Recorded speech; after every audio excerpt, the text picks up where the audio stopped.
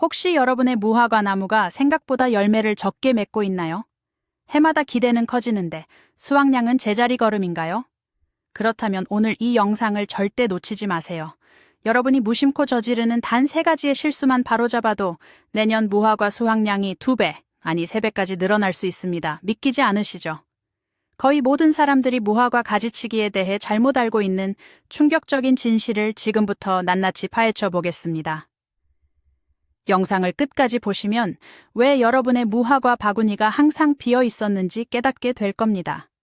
혹시 여러분도 이 실수들을 하고 있진 않았는지 지금 바로 확인해 보세요.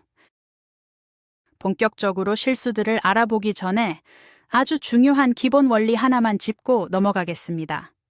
바로 무화과 나무의 독특한 습성인데요. 사과나무나 배나무와는 다르게 무화과는 그 해에 새로 자라난 가지에서만 열매를 맺습니다. 이걸 새순 결실성이라고 부르죠. 작년에 있던 낡고 오래된 가지에서는 절대 열매가 열리지 않아요. 따라서 무화과 가지치기의 핵심 목표는 아주 명확합니다. 묵은 가지를 과감히 잘라내서 힘차고 건강한 새 가지가 쑥쑥 돋아나도록 유도하는 것이죠. 이 원리만 머릿속에 넣어두시면 오늘 제가 설명해 드릴 내용이 훨씬 더 쉽게 이해될 겁니다. 자, 그럼 이제 모두가 저지르는 첫 번째 실수를 만나러 가보실까요? 첫 번째 가장 큰 실수는 바로 잘못된 시기에 가지치기를 하는 것입니다. 많은 분들이 겨울에 잎이 다 떨어지면 아무 때나 잘라도 되겠지라고 생각하시는데 이건 정말 위험한 착각입니다. 특히 한국처럼 겨울에 영하로 떨어지는 날씨가 잦은 곳에서는 더욱 치명적이죠. 너무 이른 늦가을이나 초겨울에 가지를 자르면 어떻게 될까요? 잘려나간 단면에 차가운 바람과 서리가 직접 닿게 됩니다. 이는 나무에게 마치 상처에 소금을 뿌리는 것과 같습니다. 이 상처를 통해 냉기가 나무 깊숙이 파고들어 멀쩡했던 가지까지 얼어 죽게 만드는 동해를 유발합니다.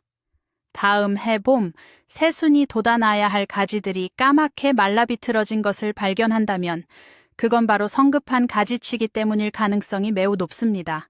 그러니 잎만 떨어지면 괜찮다는 생각은 오늘부터 완전히 버리셔야 합니다. 시기 선택이 수확량의 절반을 결정합니다. 그렇다면 최적의 시기는 언제일까요? 바로 가장 추운 시기가 지나고 봄이 오기 직전입니다. 지역마다 조금씩 다르지만 보통 2월 말에서 3월 초가 가장 이상적입니다. 이때는 나무가 아직 깊은 겨울잠에 빠져 있어서 자른다고 해서 스트레스를 크게 받지 않습니다. 동시에 가장 혹독한 추위는 이미 지나갔기 때문에 잘린 단면이 동해를 입을 위험도 현저히 줄어들죠. 그리고 곧바로 따뜻한 봄이 오기 때문에 나무는 잘린 부위를 빠르게 회복하고 그 자리에 힘찬 새순을 터뜨릴 준비를 시작합니다. 마치 겨울잠에서 깨어나는 곰이 기지개를 켜기 직전의 타이밍과 같습니다. 너무 일찍 깨우면 추위에 떨게 되고 너무 늦게 깨우면 활동할 시간을 놓치는 것과 똑같습니다.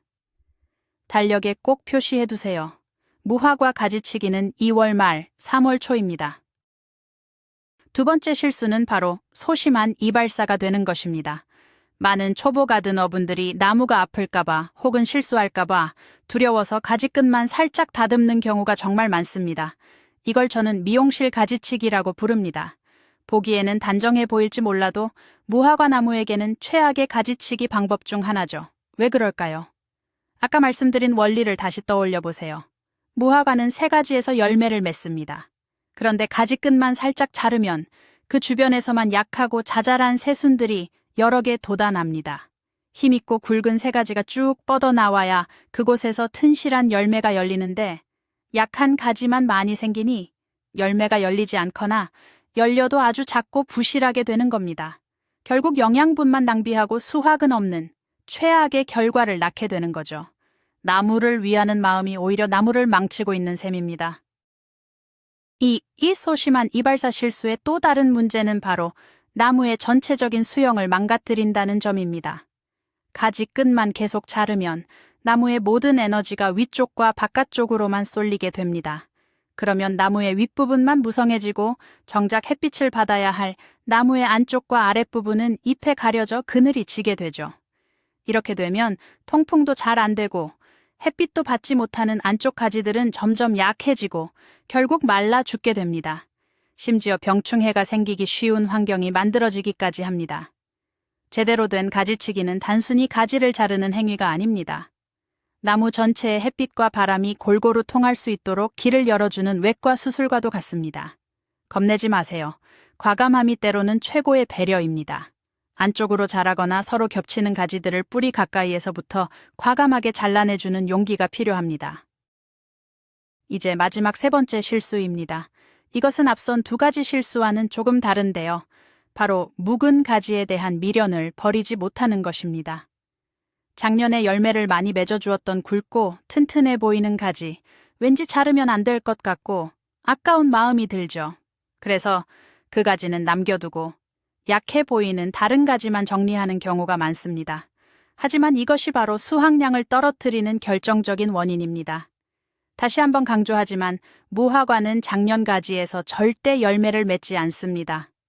그 굵은 가지는 이제 영양분만 빨아먹는 은퇴한 선수일 뿐입니다. 그 가지에 남아있는 눈에서는 새순이 돋아나더라도 매우 약하고 열매를 맺을 힘이 없는 경우가 대부분입니다. 진정한 풍년 농사는 새로운 스타 선수를 키워내는 데서 시작됩니다. 따라서 우리는 갱신전정이라는 개념을 이해해야 합니다. 묵은 가지, 즉 2년 이상 된 가지는 과감하게 잘라내서 그 자리에서 새롭고 강력한 가지가 돋아날 공간과 영양분을 마련해 주는 것입니다. 보통 전체 가지의 3분의 1에서 많게는 절반까지도 묵은 가지를 잘라내는 것을 목표로 삼아야 합니다. 처음에는 텅 비어 보여서 불안할 수 있습니다. 이렇게 많이 잘라도 되나? 싶을 거예요. 하지만 믿으세요.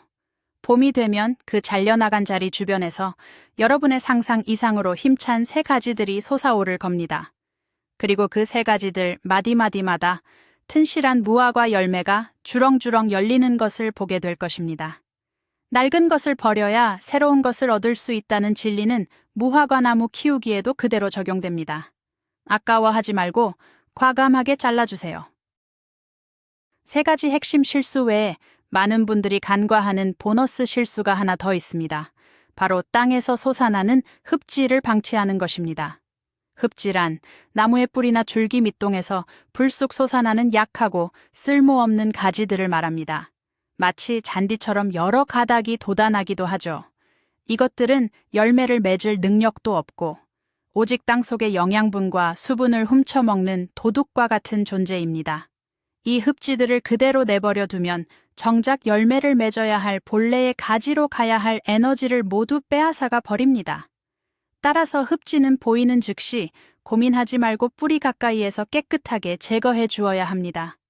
이것은 1년 내내 수시로 해줘야 하는 작업입니다.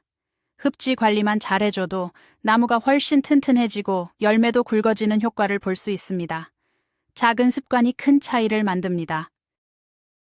마지막으로 모든 가지치기의 기본이지만 가장 지켜지지 않는 실수를 말씀드리겠습니다. 바로 더럽고 무딘 도구를 사용하는 것입니다. 녹슨 가위나 소독하지 않은 톱을 사용하면 어떻게 될까요? 잘리는 단면이 깨끗하지 않고 지식여지면서 나무에 큰 상처를 남깁니다. 그리고 이 상처를 통해 각종 세균과 병원균이 침투하여 나무를 병들게 할 수 있습니다. 사람으로 치면 오염된 수술 도구로 수술하는 것과 똑같습니다. 가지치기를 하기 전에는 반드시 사용하려는 가위나 톱을 알코올 솜 등으로 깨끗하게 소독해 주세요. 그리고 항상 날카롭게 날이선 도구를 사용해서 단번에 깔끔하게 잘라내는 것이 중요합니다. 또한 자를 때는 비스듬하게 잘라서 잘린 면에 빗물이 고이지 않고 흘러내리도록 하는 것이 좋습니다.